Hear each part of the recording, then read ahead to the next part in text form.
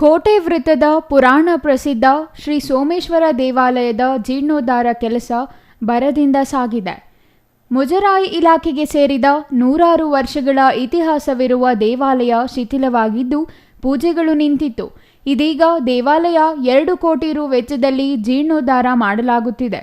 ಮುಂದಿನ ವರ್ಷ ಫೆಬ್ರವರಿಯಲ್ಲಿ ಶಿವರಾತ್ರಿ ಹಬ್ಬದ ವೇಳೆಗೆ ಜೀರ್ಣೋದ್ಧಾರ ಪುನರ್ ಪ್ರತಿಷ್ಠಾಪನೆ ಹಮ್ಮಿಕೊಳ್ಳಲು ಉದ್ದೇಶಿಸಿದ್ದು, ಈ ಸಂಬಂಧ ದೇವಾಲಯ ಕಲ್ಲಿನ ಕಟ್ಟಡ ನಿರ್ಮಾಣ ಕಾಮಗಾರಿಯನ್ನು ತಹಸೀಲ್ದಾರ್ ಬಿಎನ್ ಸ್ವಾಮಿ ವೀಕ್ಷಿಸಿದರು.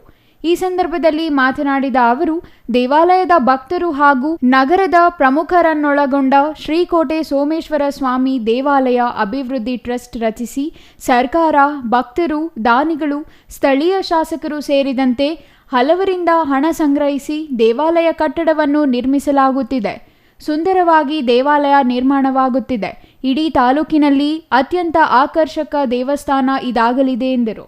ಈಗಾಗಲೇ ದೇವಾಲಯದ ಗರ್ಭಗುಡಿ, ಗೋಪುರ, ಪ್ರಾಂಗಣ, ಸಭಾಂಗಣ, ದೇವಾಲಯದ ಎದುರು ಧ್ವಜಸ್ತಂಭ ನಿರ್ಮಾಣ ಪೂರ್ಣಗೊಂಡಿದೆ. ದೇವಾಲಯದ ಪಕ್ಕದಲ್ಲಿ ಅರ್ಚಕರಿಗೆ ವಾಸದ ಮನೆ, ಪ್ರಸಾದ ವಿತರಣೆ ಸಭಾಂಗಣ, ಕಚೇರಿಯನ್ನು ನಿರ್ಮಿಸಲಾಗಿದೆ. ಎಲ್ಲವನ್ನೂ ಕಲ್ಲಿನಲ್ಲಿ ನಿರ್ಮಿಸಿದ್ದು ಸುಂದರ ಕೆತ್ತನೆ ಕಣ್ಮನ ಸೆಳೆಯುತ್ತಿದೆ. ಪುರಾತನ ಕಾಲದ ಸೋಮೇಶ್ವರ ದೇವಾಲಯ ಒಂದು ಅಭಿವೃದ್ಧಿ ಕಾರ್ಯಕ್ರಮ ಪ್ರಗತಿ ಪರಿಶೀಲನೆ ಭೇಟಿ ಮಾಡಿದೆ.